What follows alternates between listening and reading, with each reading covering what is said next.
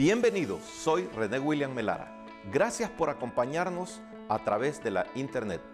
Nuestra oración es que el mensaje de hoy sea de bendición y pueda comprender el amor y propósito de Dios para su vida. Si tiene alguna pregunta y desea congregarse con nosotros, la información está disponible en nuestro sitio web en el www.iccmd.org. Dios le bendiga.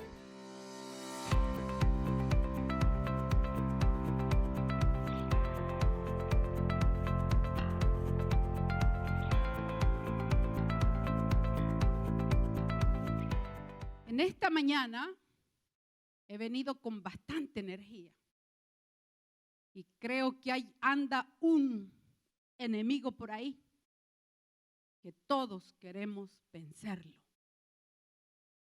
No, yo sé, tal vez, el que está pensando, pero ¿qué le parece si peleamos en esta mañana para destruir al coronavirus?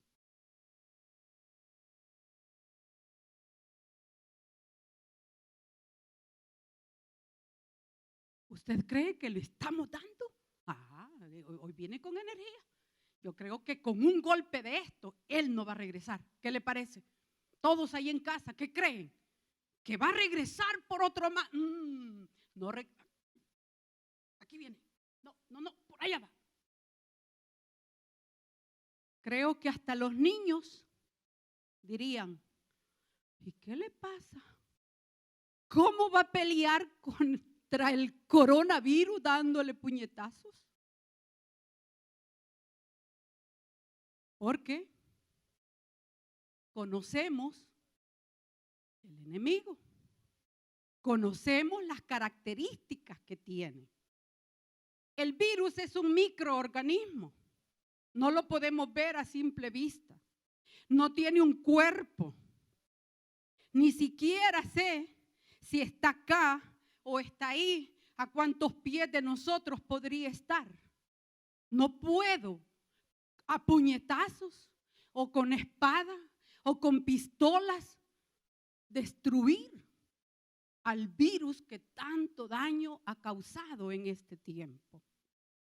Pero ¿qué le parece si yo le digo, por favor, alístese bien para evitar el coronavirus? Y le digo, use mascarilla. ¿Qué otra cosa? Límpiese las manos y constantemente. No solo se las lave en la mañana, sino constantemente. Y use también un líquido para desinfectar las manos. Pero hay otra cosa también que es bastante efectiva.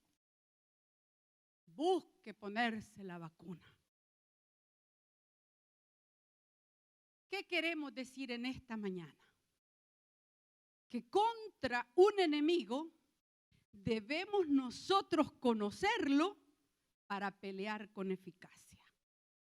Como sabemos lo que es un virus, esas armas son más eficaces que si yo me pongo a pelear, a darle puñetazos y a tirarlo, o mucho menos si yo, ya te vas de aquí. No es así. Y nosotros en la vida cristiana estamos en una pelea y debemos pelear con eficacia. Y de eso se trata la nueva serie que con la ayuda de Dios vamos a estar desarrollando. Peleando con eficacia. No dando golpes como quien golpea al aire, dijo Pablo, sino saber dar los golpes y cómo dar o librar la batalla. Pero para eso nosotros debemos de conocer, saber, tener cierto fundamento, y es con lo que vamos a comenzar en esta mañana. Le decía del virus que sabemos que no se ve a simple vista y no tiene cuerpo. Entonces eso ayuda para que nosotros podamos pelear eficazmente contra él. De igual manera, si nosotros conocemos de qué se trata esto, de qué se trata esta lucha, entonces vamos a saber pelear con eficacia. Y el primer fundamento del cual nosotros vamos a hablar, vamos a ir a su palabra en Efesios capítulo 6, versículo 12, que leemos lo que nos dice el apóstol Pablo de la siguiente manera. Porque no tenemos lucha contra sangre y carne, sino contra principados, contra potestades, contra los gobernadores de las tinieblas de este siglo, contra huestes espirituales de maldad en las regiones celestes. O sea que esto se trata de la guerra espiritual. Mucho se habla de la guerra espiritual. Nosotros, para efecto de esta serie, vamos a delimitar el significado de guerra espiritual. Porque quiero decirle, y vamos también, quiero que me acompañe en Efesios capítulo 2, los versículos 2 y 3 nos mencionan a nosotros nuestros enemigos. Dice Efesios 2, 2 y 3. En los cuales anduvisteis en otro tiempo, hablando de los pecados y delitos, siguiendo la corriente de este mundo, conforme al príncipe de la potestad del aire, el espíritu que ahora opera en los hijos de desobediencia, entre los cuales también todos nosotros vivimos en otro tiempo en los deseos de nuestra carne, haciendo la voluntad de la carne y de los pensamientos. Y éramos por naturaleza hijos de ira, lo mismo que los demás. En esta porción se nos habla del mundo, de la carne y del príncipe de la potestad del aire. Pues vamos a delimitar nuestro concepto de guerra espiritual de esas dos fuerzas que están mayormente en conflicto. Porque realmente del príncipe de la potestad del aire dependieron los otros dos enemigos, el mundo y la carne. Pero vamos a hablar nosotros acerca de esas dos fuerzas principales que están en conflicto. Porque usted sabe ¿qué significa guerra? Guerra significa conflicto, combate, lucha, pelea, etcétera. Hay otros sinónimos también de conflicto, pero son dos voluntades que están opuestas entre sí. Cuando hay guerra, hay dos voluntades opuestas. No se pueden reconciliar. La una no llega a darle espacio a la otra, por lo tanto son irreconciliables y solo lo que les queda es pelear por un lugar de supremacía. Nosotros tenemos, en primer lugar, tenemos a Dios. Dios es el principal en esta lucha espiritual. Dios lo conocemos a través de la Biblia. Usted puede también buscar luego versículos. Son tantos, pero lo vamos a describir. Dios es bueno y nosotros lo sabemos. Dios es bueno. Dios hace lo justo siempre. Dios desea siempre lo recto. Dios es puro. Dios es santo. Dios es amable siempre. Y por otro lado tenemos a Satanás. ¿Qué sabemos de él? Por las Escrituras, que es malo, que siempre hace lo injusto, que él hace lo que destruye, y de hecho somos el blanco de él. Desea siempre lo incorrecto, desea siempre lo impuro, lo corrupto, lo perverso. Y la naturaleza de Dios jamás será corrompida.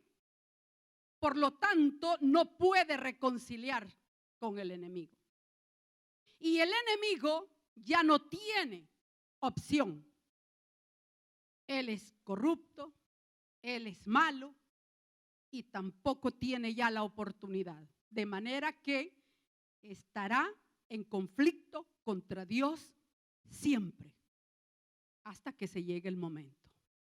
Ambas voluntades, deseos y acciones están en un conflicto eterno. Eso no se va a terminar. Usted y yo vamos a dejar esta tierra, vamos a dejar el mundo, porque si no viene el fin todavía, nosotros, o el rapto, perdón, todavía, nosotros nos vamos a ir con el Señor. Pero el conflicto con los cristianos que queden va a seguir. El enemigo va a seguir en conflicto contra Dios. Él no puede reconciliar, porque no puede cambiar. Y tanto los seguidores de Dios como los seguidores de Satanás, pues muestran las características de cada uno de ellos. Pero ¿cómo fue que surgió este conflicto tan grande, tan grave? Mire, yo veo incluso, hasta en caricatura yo puedo ver cómo siempre hay fuerzas del bien y fuerzas del mal, superhéroes y los archienemigos que hacen lo malo. ¿De dónde sacó el hombre estas ideas? Es porque hay un conflicto, existe ese conflicto. Pero ¿de dónde surge este conflicto? La Biblia nos ayuda a nosotros a entender. En la Biblia se usan ciertas personas, ciertos objetos, ciertas cuestiones que no solo tienen el significado del cual están hablando en el pasaje, sino que tienen un significado todavía mayor. Tenemos el ejemplo de Moisés. Moisés fue el gran libertador de Israel. Pues fíjese de que Moisés, por las características que mostró, se dice que Moisés es un tipo del Señor Jesucristo. Entonces, por Moisés, nosotros podíamos ver o podemos ver en el Antiguo Testamento lo que significaría Cristo y lo que sería Cristo. Y a eso se le llama tipología. Tenemos también otro caso, el caso de José. José fue rechazado por sus hermanos. Cristo fue rechazado por sus hermanos. José fue vendido por unas piezas de plata. Cristo fue vendido también. Entonces, José se convierte también en un tipo del Señor Jesucristo. Es por medio de esa figura que nosotros llegamos a darnos cuenta cómo surgió este conflicto.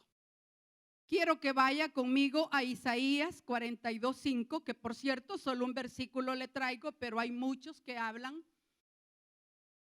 de esta personalidad y característica de nuestro Dios. En primer lugar, nosotros tenemos a Dios, que es el creador. Creador. Él creó con su palabra. Él creó con su poder.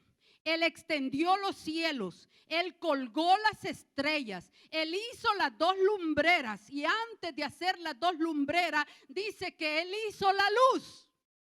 Dios creó todas las cosas. Le manda a la tierra y le dice: tierra, tú tienes que generar de las plantas, tienes que generar fruto. Le dijo a los animales: de ustedes también multiplíquense, etcétera, etcétera. Tenemos por un lado a Dios, nuestro creador. Dice Isaías 42:5 de la siguiente manera: así dice Jehová Dios, creador de los cielos y el que los despliega, el que extiende la tierra y sus productos, el que da aliento al pueblo que mora sobre ella y da espíritu a los que por ella andan. Alabado sea el nombre del Señor para siempre. Dios es el Dios creador. Y Dios es el que sustenta la tierra. Todo lo que nosotros podemos ver, Dios lo sustenta. Sea lo que sea que pase, Dios se está moviendo detrás de todo eso, porque además de haber sido Dios el creador, también es el Dios que cuida de toda su creación. Es un Dios que no nos abandonó a la suerte, sino que Él está ahí sosteniendo a la tierra, sosteniendo a la tierra. Va a pasar lo que Dios quiera que pase. Y por cierto, el virus es el único que lo puede parar. Se llama Dios.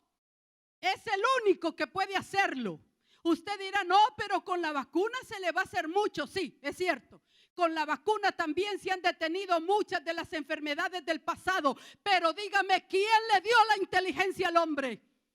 La inteligencia se la ha dado Dios, el Rey de Gloria, porque nos hizo a su imagen y a su semejanza. Tenemos a un Dios inteligente que nos hizo con inteligencia. Así es que es Dios, siempre. El hombre no se hizo a sí mismo. Dios lo creó. Solo basta averiguar un poquito de cómo funciona el cuerpo y es sorprendente. Es sorprendente. Somos una obra de Dios. Bueno, si se me permite, masterpiece. La obra maestra del Rey de Gloria. Ahí tenemos al Creador. Pero ¿de dónde surgió el otro? ¿Y cómo es que está en conflicto con Dios? Satanás es creación de Dios. No es creador, es creación de Dios. Cuando estaba leyendo esto, me recordaba a mi abuela, mamá Carmen, que ella tenía una forma, claro, acuérdense, bueno, ignorando las escrituras. Ella decía, Dios hizo las abejitas y Satanás hizo las moscas, decía. Porque miraba en las moscas, pues, animales perjudiciales. Pero realmente mi abuela lo hacía ignorantemente. Dios creó todas las cosas y Satanás no tiene potestad para crear. Satanás es creación directamente de Dios. Y conforme muchos eruditos usan la tipología, en Ezequiel 28, del 11 al 19, no vamos a leer todos esos versículos, pero sí vamos a ir a Isaías 14, que también nos habla de lo mismo. Isaías 14, versículos 12 al 15, leemos de este personaje que es creación de Dios. Dice el 14, 12 de Isaías: ¿Cómo caíste del cielo, oh lucero, hijo de la mañana? Cortado fuiste por tierra, tú que debilitabas a las naciones. Tú que decías en tu corazón, subiré al cielo, en lo alto, junto a las estrellas de Dios, levantaré mi trono. Y en el monte del testimonio me sentaré a los lados del norte. Sobre las alturas de las nubes subiré y seré semejante al Altísimo. Mas tú, derribado eres hasta el Seol, a los lados del abismo. Usted puede leer también en Ezequiel 28 ese pasaje que le digo, de los versículos 11 al 19, y va a encontrar de manera todavía más extendida. Ezequiel 28 e Isaías 14 están describiendo a un personaje, al rey de Tiro, pero concuerdan los comentaristas que es un tipo del enemigo, es un tipo de Satanás. ¿Y qué le pasó? Siendo creación de Dios, por su hermosura, él se enalteció. Dios lo hizo muy lindo. Dice que sonaron tamboriles cuando Dios lo creó. Era muy bello. Y por ser hermoso, como nosotros sabemos decir, se le subió a la cabeza, se enalteció. Además, tenía un resplandor, porque él estaba cerca del trono, alrededor del trono de Dios. Y por su resplandor, corrompió su sabiduría.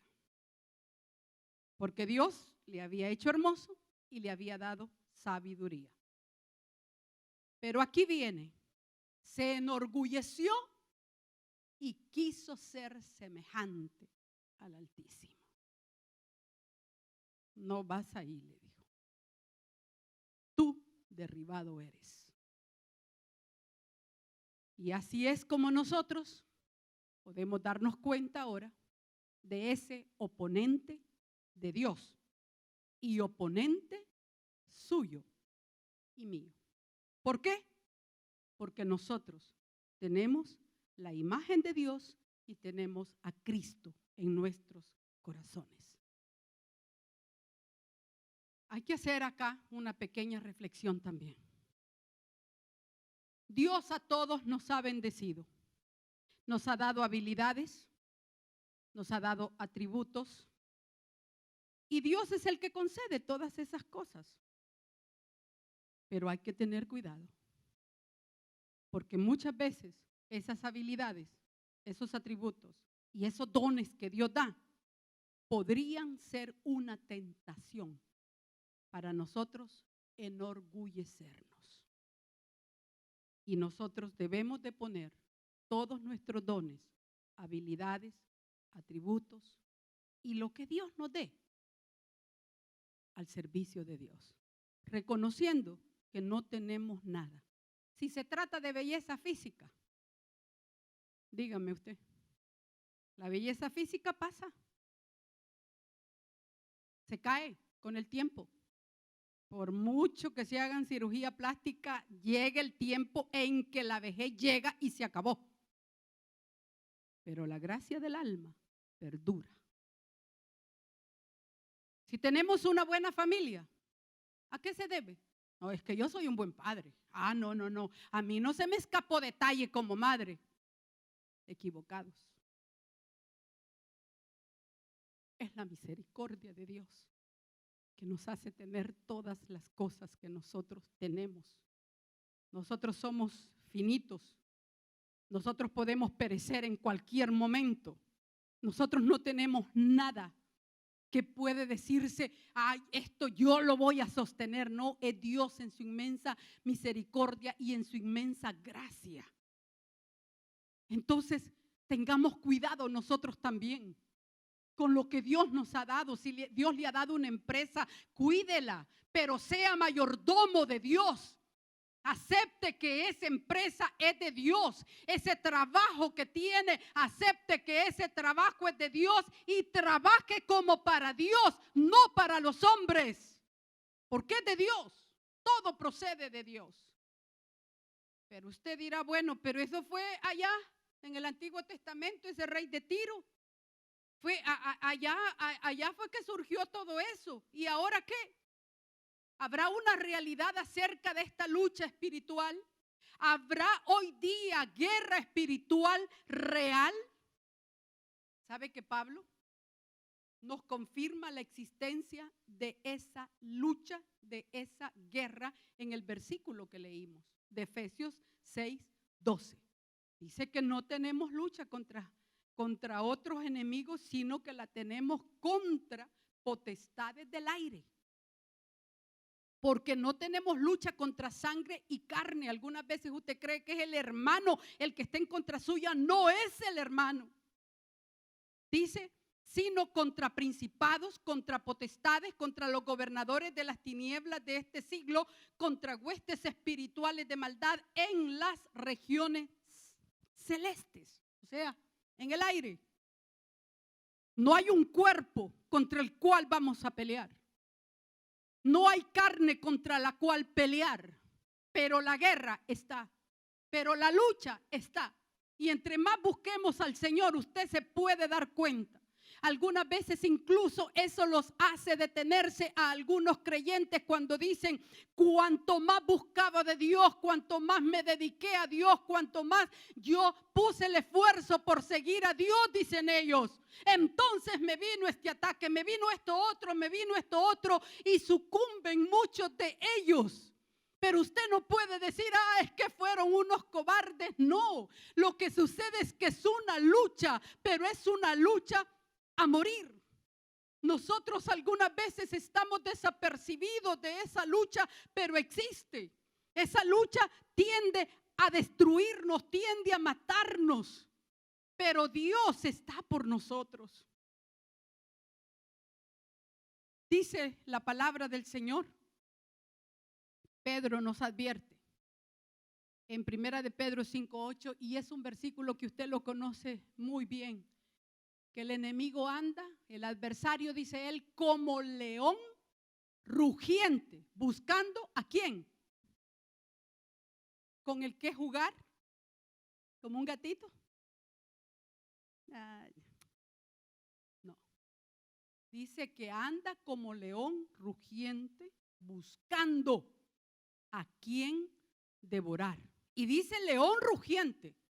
Si usted va a esos documentales en donde se ven leones, con solo que un león ruja, se escucha bueno, no sé cuánto es el radio que se escucha, pero las presas, los animales tiemblan, porque saben que si ese león se les acerca, no va a ser para jugar con ellos, sino para destruirlo. Pedro también nos está diciendo: cuídense, el adversario es fuerte, el adversario, porque no debemos de ignorarlo.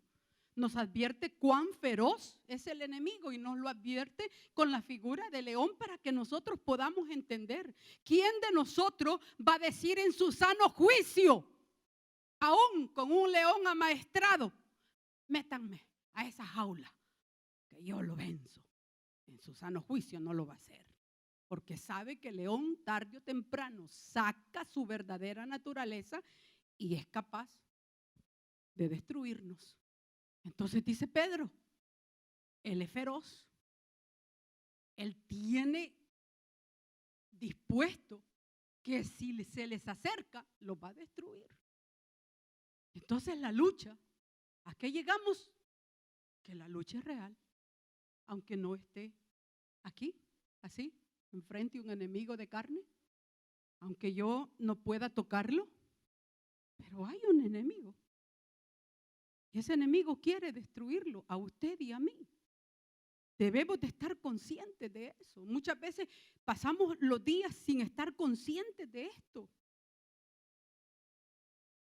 Cuesta bastante estar consciente diariamente de esto. Algunas veces entre los esposos. Y mire, hermano, una guerra que se desata. Y es que esta mujer es una gran, ¿qué le puedo decir? Insensata. Vos sos insensata. Vos aquí, vos allá. En vez de someternos ambos al Señor. Y la esposa por su lado, grosero, pesado. La Biblia te dice que me trates como a vaso frágil y mira cómo me estás tratando. No pareces ni hijo de Dios, hijo del aquí, del allá. ¿Y quién cree que está detrás de eso? ¿Quién cree que está ahí? No, si la lucha no es contra la esposita, no es contra el esposo. Nuestra lucha es espiritual, hermanos. Quisiéramos cambiarle realmente la naturaleza. ¿Sabe por qué? Porque si tuviera un cuerpo, muchos de los hermanos de la Canaán que tienen buen cuerpo y que tienen fuerzas y valentía, les diríamos: vaya ustedes primero y derríbenlo. Pero no se trata de eso. Si se pudiera, lo haríamos. Pero no se trata de eso. Pero hemos dicho, aparte de que hay dos fuerzas que están en conflicto, que es Dios y el enemigo, y ya dijimos de dónde surgió este conflicto. Surgió de alguien creado en contra del Creador. Y sabemos que la realidad de la guerra espiritual es tan cierta como el aire que estamos respirando, aunque no lo veamos. Pero yo quiero llevarlo a dos verdades que son absolutas acerca de este tema. Y quiero que vaya conmigo a Apocalipsis, capítulo 12. Apocalipsis, capítulo 12. Por cierto, este libro, no a todas las personas les gusta leerlo. Hay algunas cuestiones simbólicas y quizás por eso tiende a ser un poco más difícil que lo entendamos. Y sabe que esto ya lo he testificado en otras oportunidades. Hace 38 años que venimos al Señor Jesucristo. Bueno, el pastor conocía más de Cristo que yo, pero hace 38 años que yo vine a Cristo, yo le dije al Señor, Señor, dicen que el libro de Apocalipsis da miedo, da temor.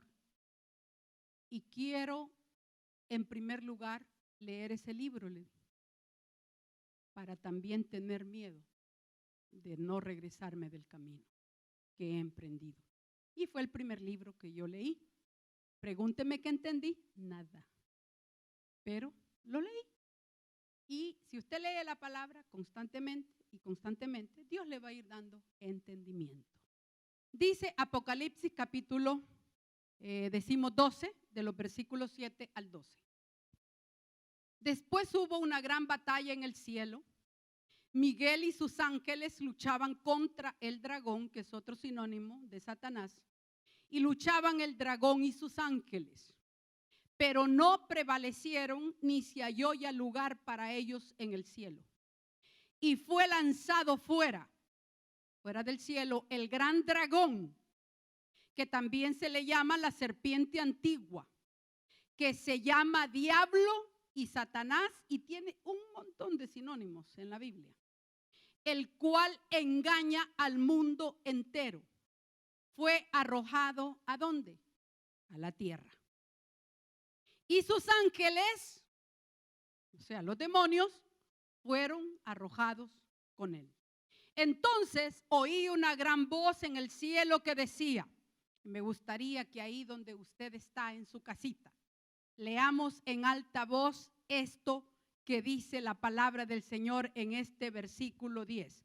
Entonces oí una gran voz en el cielo que decía, ahora ha venido la salvación, el poder y el reino de nuestro Dios y la autoridad de su Cristo. Porque ha sido lanzado fuera el acusador de nuestros hermanos, el que los acusaba delante de nuestro Dios día y noche. Y vea lo que sucede. Y ellos le han vencido por medio de la sangre del Cordero y de la palabra del testimonio de ellos. Y menospreciaron sus vidas hasta la muerte. Por lo cual, alegraos cielos y los que moráis en ellos. Ay de los moradores de la tierra y del mar, porque el diablo ha descendido a vosotros con gran ira, sabiendo que tiene poco tiempo.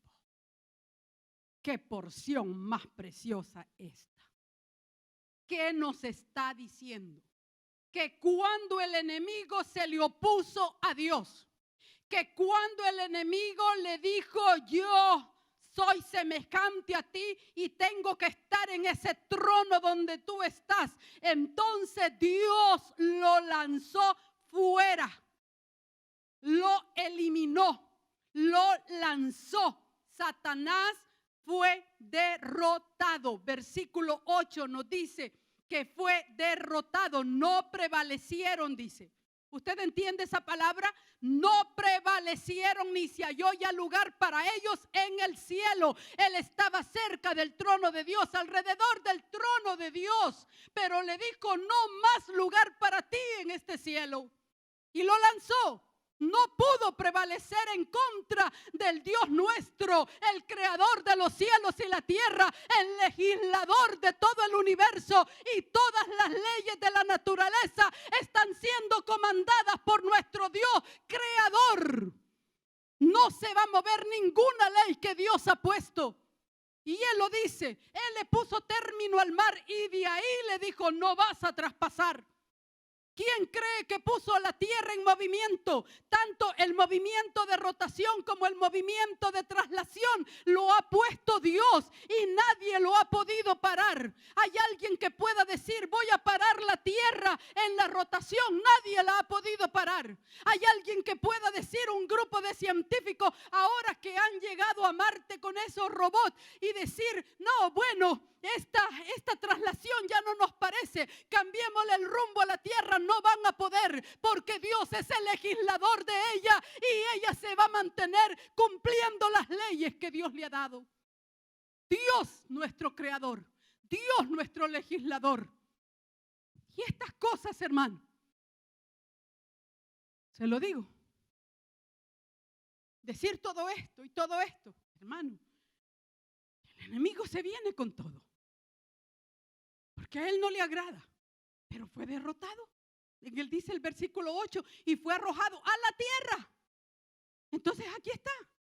Es una guerra intensa. Es una guerra a cuerpo, a muerte. Pero mire qué lindo es el Señor. El final ya fue decidido. Lo leyó conmigo, ¿verdad? El final ya fue decidido. Él fue lanzado. Él no prevaleció. Todos los que lo seguían también. ¿Y sabe quién confirma esa derrota? Vaya conmigo a Colosenses capítulo 2, versículo 15.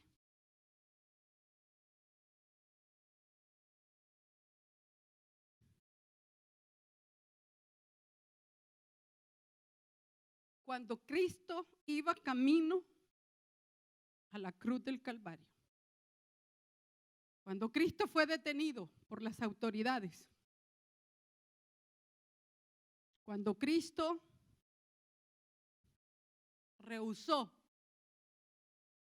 defenderse, porque Él rehusó defenderse. Cuando llegaron a aquel huerto y dijeron, buscamos a un tal Jesús, dice la palabra del Señor, que Jesucristo les dijo, dio un paso, yo soy. Y en eso hay un gran mensaje también. Yo soy, le dijo. Dice que todos los soldados cayeron.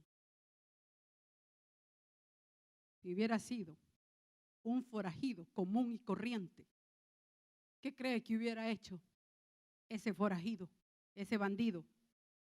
¿Se hubiera ido también? Si todos los que lo llegaron a apresar estaban ahí.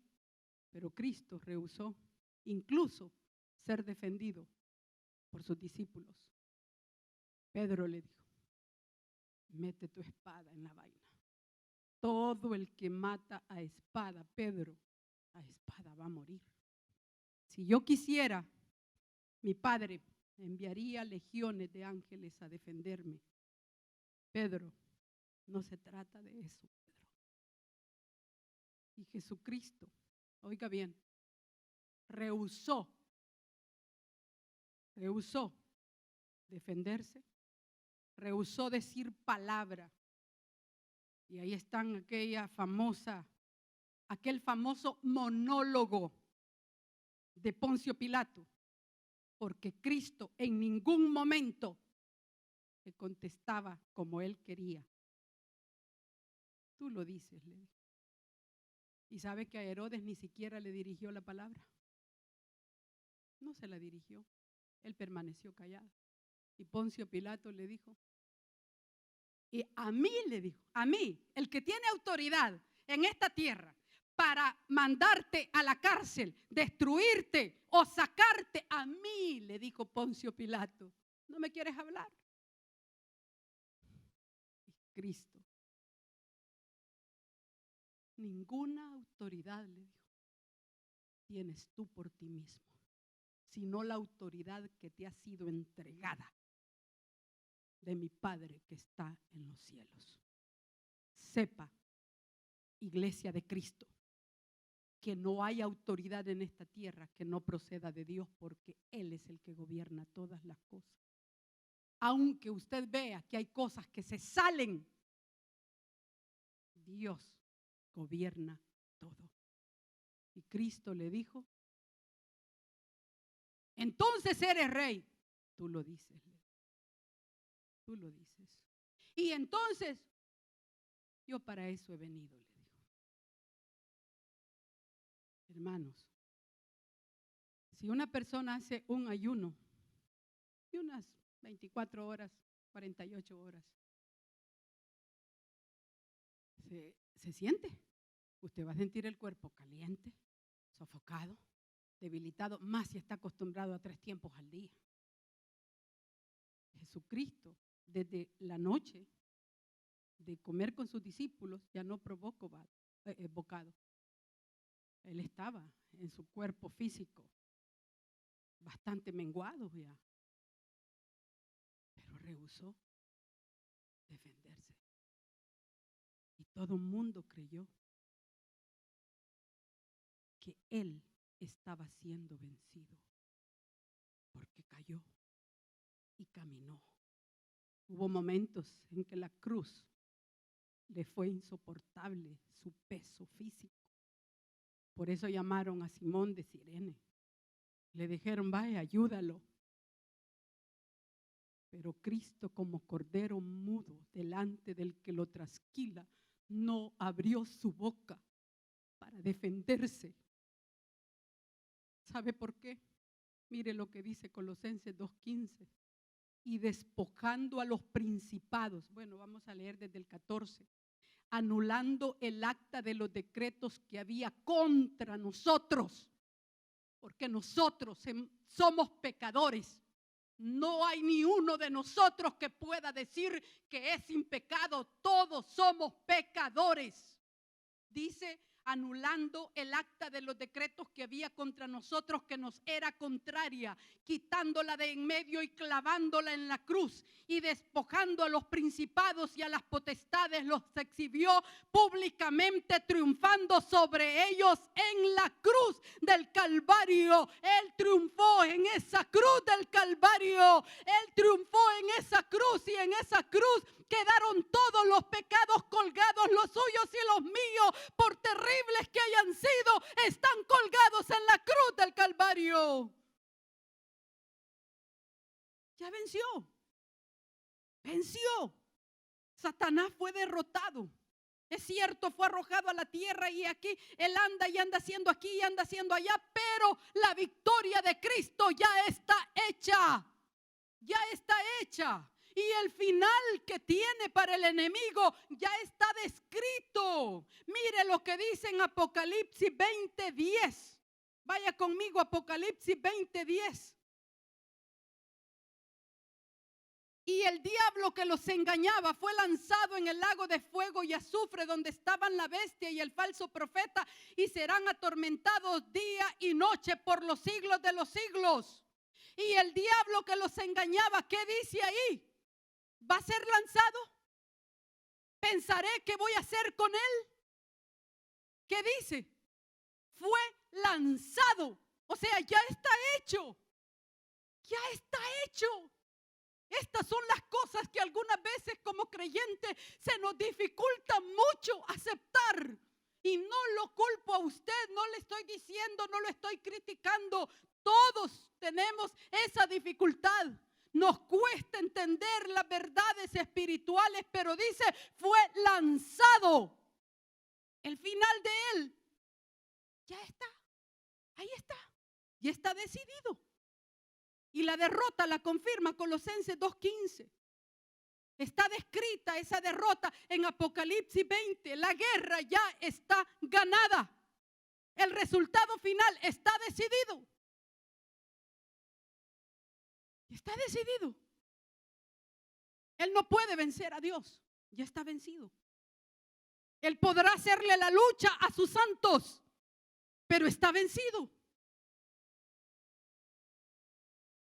Ahora bien, y entonces pues, le dije que habían dos verdades interesantes en esto y absolutas. Satanás fue derrotado y fue arrojado a la tierra. Bien. Y hay una guerra que aún no ha terminado. Aunque ya ha sido ganada, no ha terminado. Apocalipsis 12, vamos, versículo 13 nos dice de la siguiente manera. Y cuando vio el dragón que había sido arrojado a la tierra, persiguió a la mujer que había dado a luz al hijo varón. Aquí dice que cuando Satanás fue arrojado a la tierra, persiguió a la mujer. Algunos comentaristas dicen que esta mujer es María, de quien nació el Cristo. Otros dicen que es el pueblo de Israel como nación. Y otros dicen que es la iglesia. Pero en todo caso, lo que la mayoría de ellos concuerda, ¿verdad?, es que son los creyentes en Cristo Jesús. Sean descendientes o no, por la sangre o por la carne de Abraham, pero si creen en Cristo, tanto el que es descendiente por la carne y cree en Cristo, como nosotros los gentiles que creemos en Cristo, estamos como descendencia de Cristo. Entonces, dice que aunque sea María, el pueblo de Israel o la iglesia, en todo caso el enemigo se ha llenado de ira contra, sea María, sea Israel, sea la iglesia. Y por eso, dice, se fue a hacer guerra contra la descendencia de ella, contra los que creen en Cristo, creemos en Cristo Jesús. Entonces la Biblia testifica que este conflicto, oiga bien, conflicto, continuará hasta la batalla final. Pero la batalla final ya está decidida. Ya la ganó el Cordero de Dios que quita el pecado del mundo. Y leemos en Apocalipsis 20, del 7 al 10. 20. Cuando los 1000 años se cumplan, Satanás será suelto de su prisión. Saldrá a engañar a las naciones que están en los 4 ángulos de la tierra, a Gog y a Magog, a fin de reunirlos para la batalla, el número de los cuales es como la arena del mar. Y subieron sobre la anchura de la tierra, rodearon el campamento de los santos y la ciudad amada, y de Dios descendió fuego del cielo y los consumió. Y el diablo que los engañaba fue lanzado en el lago de fuego y azufre, donde estaban la bestia y el falso profeta, y serán atormentados día y noche por los siglos de los siglos. Entonces, lo que nosotros vemos son luchas, combates, pero la guerra ya está decidida quién la ha ganado. No que la va a ganar, sino que ya la ganó. Entonces usted dirá, bueno, si el enemigo está derrotado, ¿y por qué Dios no lo? Y ya pues, y nos deja tranquilos sobre esta tierra, porque hermanos, algunas veces si usted se pone a pensar en todo lo que hay sobre la tierra, uno quisiera ya no estar aquí, definitivamente. Pero nosotros debemos de considerar la lucha espiritual, la guerra espiritual, desde el punto de vista no de lo que yo siento, no de lo que yo pienso, sino de los propósitos de Dios, de la soberanía de Dios. Dios no ha terminado todavía con la tierra. Falta todavía hacer. Entonces, esto continúa o una lucha espiritual en su vida y en la mía va a continuar o se va a detener dependiendo de que se hayan cumplido los propósitos de Dios. Mientras no se cumplan los propósitos de Dios, la lucha va a estar en pie. Pero nosotros los cristianos, ¿qué hemos de hacer? ¿Qué hemos de hacer? ¿Estamos listos o no estamos listos? Hermano, esto es crucial para nosotros entenderlo. Este es el fundamento de la guerra espiritual, entendiendo esto, que la victoria ya está dada, que el Señor ya triunfó. Esto nos va a dar a nosotros un panorama diferente de lo que es la lucha, y que este combate espiritual no se trata de usted y de mí, se trata de que Dios cumpla su propósito en su vida y también en la mía, porque somos el objeto preciado de Dios, somos los hijos de Dios y somos como la niña de sus ojos. pero Dios está ahí por nosotros. Quiero terminar contándole que después de la Segunda Guerra Mundial, que por cierto terminó en el año 45, en septiembre del año 45, en unas cuantas décadas después encontraron a unos soldados japoneses sumergidos en una selva. Han impugnado ciertos relatos, pero hay uno de ellos que se ha establecido, o dos de ellos que sí se ha establecido su identidad y todo lo que ellos han dicho. Y los encontraron, y para ellos no había terminado la guerra. La guerra seguía. Entonces dicen, ¿verdad?, en el relato, que cuando ellos estaban ahí, ellos le disparaban a todo el que se acercaba.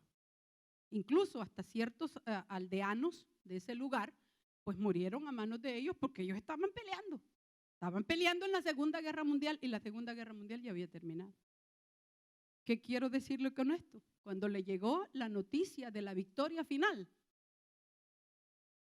pues era una noticia, hermano, un soldado que ha estado peleando por tantos años y le dice, mira, la guerra ya terminó, ya hay un ganador y ya hay un perdedor.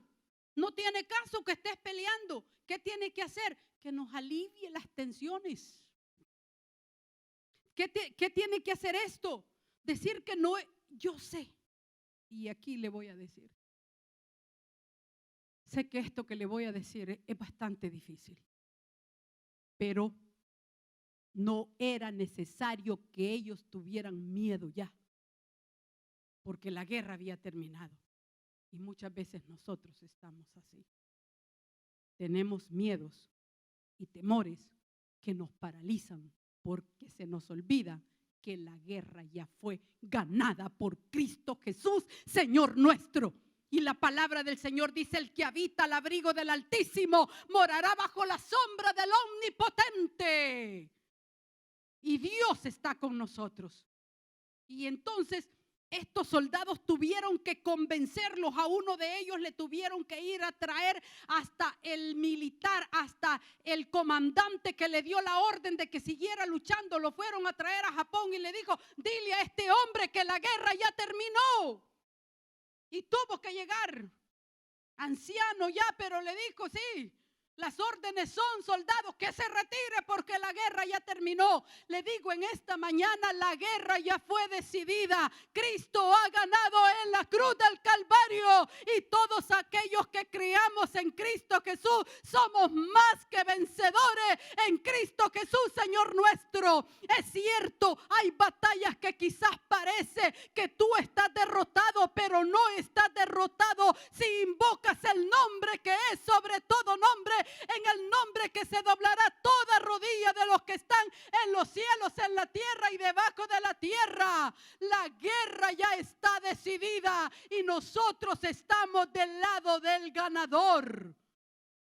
Pero esto, para los japoneses, la noticia era tan buena que no la podían creer. Era difícil de creer, y así nos pasa a nosotros, hermanos. Oremos para que Dios nos dé fe en su palabra. Oremos para que lo que la palabra de Dios nos diga entre en el corazón, entre en la mente, entre en el alma, y podamos nosotros librar las batallas de la vida cada día pensando no en la fuerza que yo tengo, no en los bienes que yo tengo, no en los recursos que yo pueda tener, porque en esta lucha no valen armas de este mundo, sino que las armas nuestras son poderosas en Dios para derribar la fortaleza del enemigo.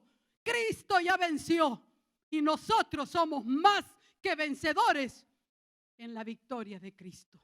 Confiamos que el mensaje de hoy haya sido de bendición para su vida. Si tiene alguna pregunta o desea información de nuestras actividades y cultos, visite nuestro sitio web en el www.iccmd.org.